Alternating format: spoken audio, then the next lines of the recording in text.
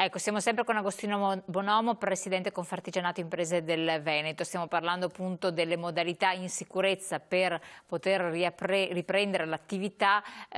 Presidente, la data è stata, il DPCM parla del 3 maggio, già adesso però ci sono molte attività artigianali che hanno potuto riprendere. Quali sono i settori che si sono visti coinvolti e che quindi ne potrebbero trarre giovamento, o se sono invece in difficoltà perché fanno parte di filiere che comunque sono interrotte? Beh, le imprese che hanno aperto sono quelle della filiera del legno, tutte meno l'arredo su misura.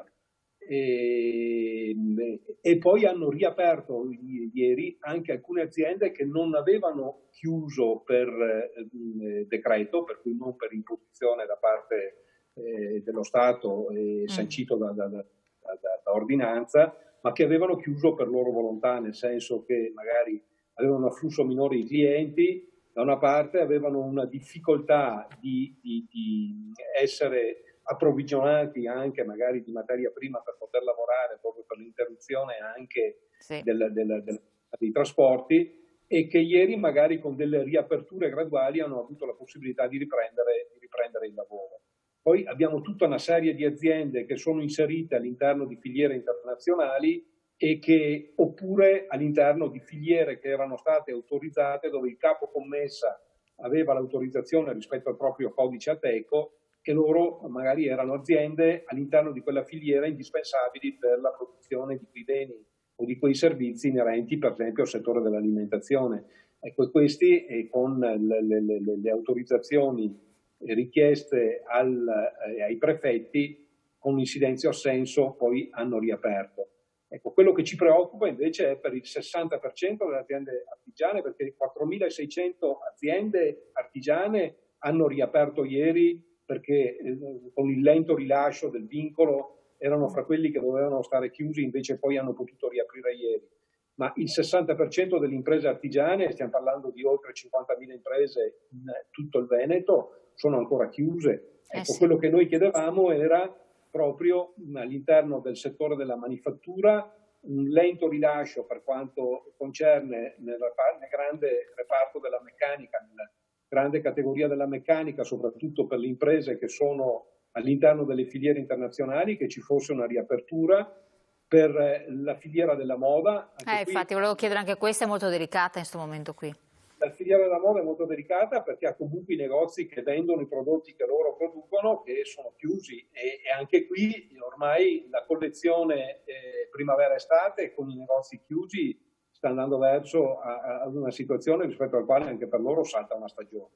E questo è un problema grave come per il settore del turismo, cioè come ho detto prima, per riavere una settimana di Pasqua bisogna aspettare l'anno prossimo, per la stagione delle terme che si stava avviando verso la conclusione hanno avuto un mese in meno di attività. Per le prenotazioni sul lago di Garda il problema è altrettanto importante. Legato poi al settore del turismo c'è anche tutto l'indotto, per cui tutte quelle aziende che fanno dei servizi per il settore alberghiero, che hanno a che fare col settore dell'edilizia, con i frigoristi piuttosto che con elettricisti e con chi poi si occupa della manutenzione di questi alberghi, che magari avevano un loro programma di manutenzione piuttosto che di restauro, di ristrutturazione, che adesso sono saltati, per cui anche commesse in meno dopo la riapertura totale. Per cui ecco, la cosa per esempio, sempre il settore artigiano, che è collegato in parte anche all'alberghiero, alla ristorazione, quello della pasticceria.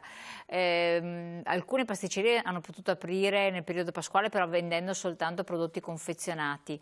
Ma perché questo? Perché non fare come le panetterie che vendono prodotti da forno, quindi vabbè, si entra una alla volta, ma almeno si darebbe un po' di respiro a questa categoria, che non è cosa di poco conto, per quanto siano chiusi i ristoranti e gli alberghi. Ecco, questa è una cosa che per noi è stata incomprensibile, che abbiamo portato avanti assieme anche ad altre categorie, voglio dire, che ci hanno sostenuto in questa istanza nei confronti del governo. Non abbiamo avuto soddisfazione, perché capisco la pasticceria che ha anche il servizio di bar, E vabbè, viene chiuso, insomma, chiuso il bar, basta. si poteva benissimo chiudere il bar e tenere aperto la pasticceria con la somministrazione, voglio dire, non sul posto, ma con la possibilità di comprare questi prodotti entrando uno alla volta, uguale come descritto molto bene. Proprio come per il panificio, uno può entrare, si compra o il pane o la pasta, voglio dire cosa cambia.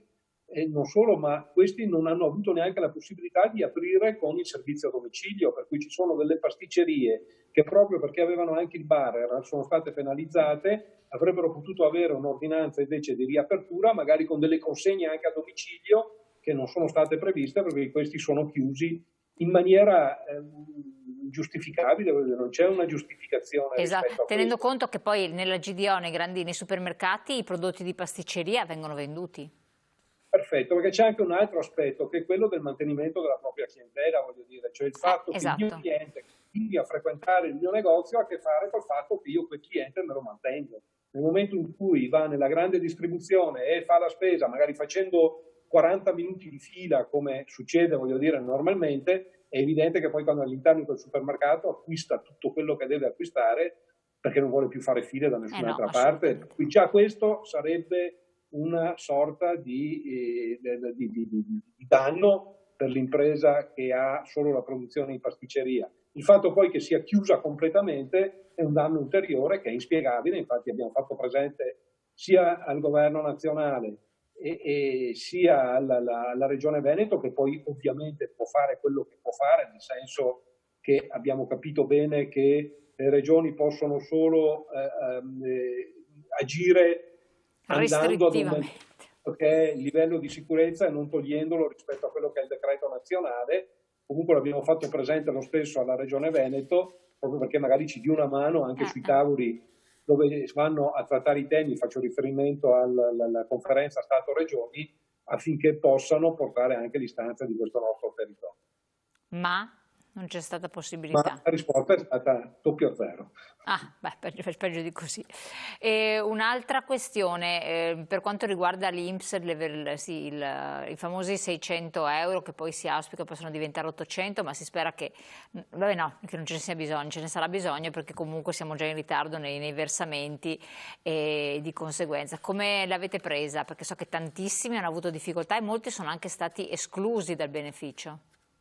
Beh, adesso intanto oggi abbiamo avuto le prime segnalazioni che questi 600 euro sono stati accreditati in conto. No? Ci avevano detto fra mercoledì e giovedì e abbiamo avuto delle segnalazioni rispetto ai quali, soprattutto per le domande che abbiamo fatto con i nostri uffici di Confartigianato per i nostri soci, questi 600 euro stanno arrivando. Ecco, noi abbiamo letto sul decreto che questi 600 diventeranno 800. È evidente che è difficile mandare avanti una famiglia con 800 euro rispetto soprattutto a quelle categorie che per ordinanza sono chiuse completamente, cioè quello che noi abbiamo continuato a far presente a livello nazionale è che si vive e si tiene in piedi non soltanto l'impresa ma anche la famiglia di quell'imprenditore con il cash flow che si riesce a produrre nell'arco del mese, per cui io lavoro un mese, alla fine del mese ho le mie scadenze perché pago i miei fornitori, a metà mese pago i miei dipendenti e con quello che rimane poi vivo io. No, bene, se non lavoro, non produco, non fatturo, non incasso, evidentemente mi mancano i soldi per onorare le mie scadenze e anche per pagare i miei stipendi. I lavoratori peraltro quello di cui si è sempre fin dall'inizio preoccupato ogni imprenditore artigiano è quello di mettere in sicurezza i propri lavoratori e col Fondo Sociale Bilaterale FSBA, che è il nostro fondo con il quale facciamo fronte come ammortizzatore sociale alle casse integrazioni, loro sono assolutamente in sicurezza per le prossime settimane, per cui anche qui abbiamo una certa urgenza a poter ripartire perché non è infinita, voglio dire, la capacità del fondo per poter sostenere. Bravissimo, ha fatto bene a sottolinearlo, non è infinita perché ci sono le parti sociali che credono, alcuni sindacati, che sia una cosa infinita, che si possa addivenire a coprire qualsiasi esigenza, ma non è così. Purtroppo no, evidentemente se la cosa si prolunga bisognerà che il governo si faccia carico anche di rimpinguare questi fondi nel momento in cui questi fondi dovessero finire, però per il momento la sicurezza dei lavoratori è una cosa che è assolutamente garantita.